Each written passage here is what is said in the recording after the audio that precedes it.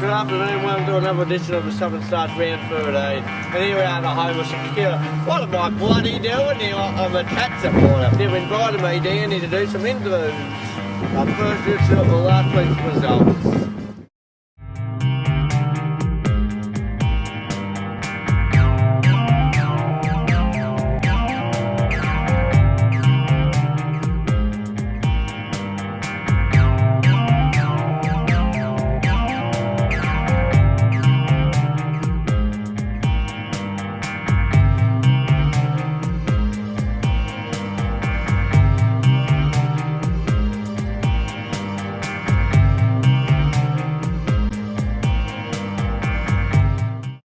Now we're going to go straight to last week's match of the round between East Brighton and Morty Alley.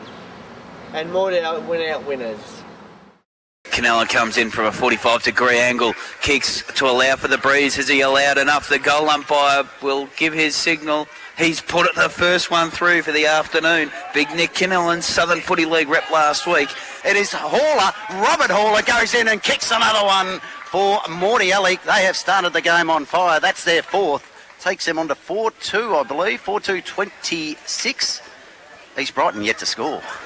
Not good news, Joel Farkas. He's been... It's two of the best players on ground. Have both gone off in the last 5 or 6 minutes. Today we're in enemy territory with St Kilda.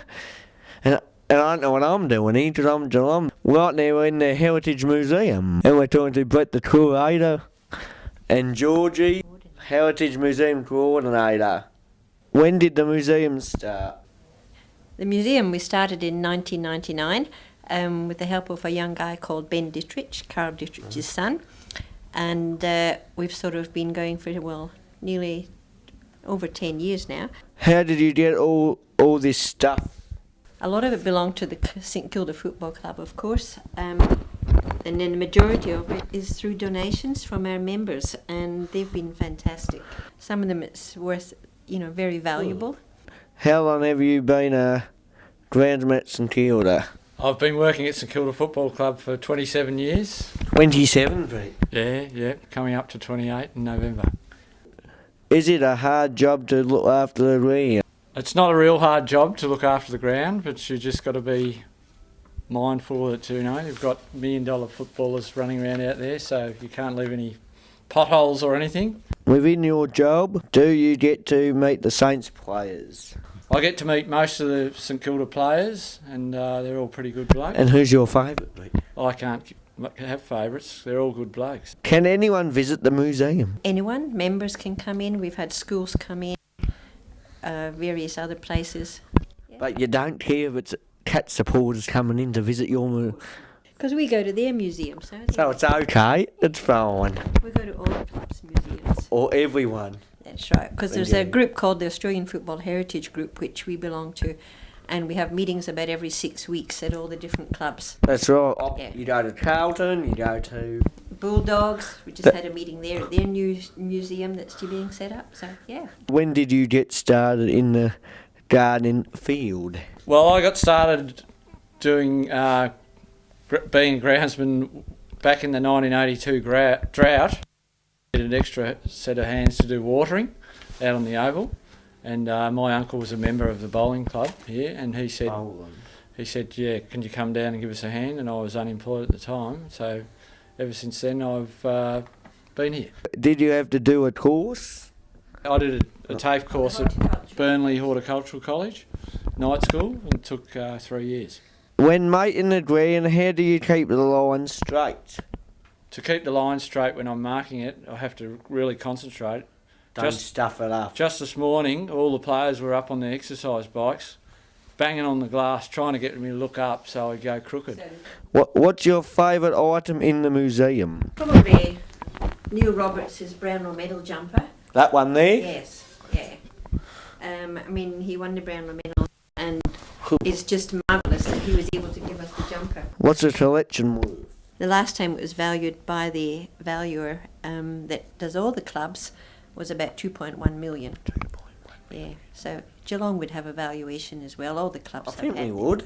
Do you need a licence to drive the tractor and the scissor lift? You need a licence to drive the scissor lift. I've got one of those, but to drive a ride-on mower, you don't necessarily have to have a licence. Do I? Well, you'd need supervision, of course. With you? Yeah. Because I could go anywhere. You might run over Nick Rewald accidentally. No, I wouldn't. Do you have any funny stories to tell us about St Kilda?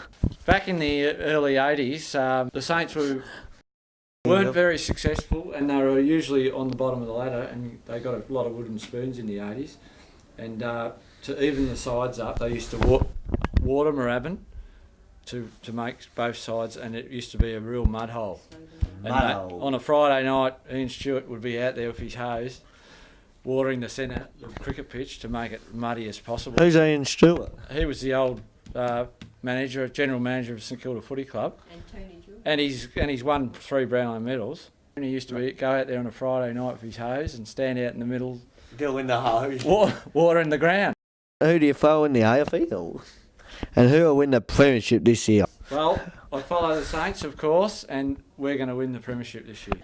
Obviously St Kilda. I've followed them since 1961. And you're still going for... And I just love them, yeah. And for the premiership, well, who do you think I would go for? St Kilda, of course. Well, I'm sorry, Georgie, it's going to be the Cats and Bulldogs, I've said all year. Okay, we'll shake on that. And yeah, thanks very much for Georgie and Brett for coming on the show today. Nice and cute some porters speaking to us. And Brett's done to show us a demonstration of how he's done to wave this fodder in Collingwood St Kilda game. Thank you. I'm going to have a go too. I hope my dad didn't catch me waving the Saints wins because he'd be showing me out the door tonight. Thank you very much to Brett and Georgie. Yep, shake. And now it's time for Around the Grounds. Division 1. Saturday the 17th of July, Morty Alec versus Dinley. I'm going for Morty Alec by about 7 goals there. Ben Kavanagh reserve. Next game's Toronto and Sprinvale. I'm going for Sprinvale again over Toronto. Get another win on the board. What's going on? So Paul D. Sprinley versus Chelsea was a cracking game. I don't know who to go for. I don't know. I'm not pitting anyone in, I'll pit someone at the game on Saturday, it's too hard. Don't change the tip without it says. St Kilda City versus Everton, no, you'd pit St Kilda City to win that by about 86 points. Cheltenham versus could be an interesting game, but I'm going East Brighton. They'll beat Cheltenham. 2 goals. Division 2 seniors. Lindale versus Mullenbean. They're 16 straight loss, ladies and gentlemen. To Mullenbean or to Belden by 106 points. Sky versus Hatchwood. Should be a cracking game at Sky will beat them by 7 goals. Butler versus Hart by 10 goals. Creighton versus Southfield. Southfield will win that just days great form. Yeah, Southfield by 4 goals. Caulfield, I'm going Caulfield by 1 point and an upset there. Division 3 senior Service versus Dubden by 5 goals. Mount Wavy versus Standard should be a cracking game. I'm going Mount Wavy by 2 goals. Southern Clans are upset to Hampton. And my own versus Sanders, no, that'll be a 90-point blowout. Sanders no good. Thanks everyone. Thanks Georgie, Brett. I like to thank all my listeners at Esfield.com. I like to mention a couple of that. Thanks Adam and Steve. If it wasn't for you guys, it wouldn't be here. And my girlfriend Amy for watching the show. I like to thank Home to the End. And that's right, stay sharp. Goodbye, St Kilda.